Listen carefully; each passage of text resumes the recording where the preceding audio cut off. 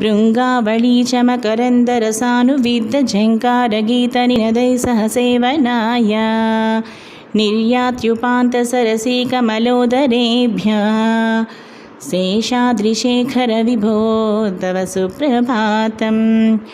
योषा गणेन परदध्निविमध्यमानौ गोशालयेषु दधिमन्दनतीव्रघोषा रोषात् कलिविदधते ककुभश्च कुम्भा शेषाद्रिशेखरविभो तव सुप्रभातम्।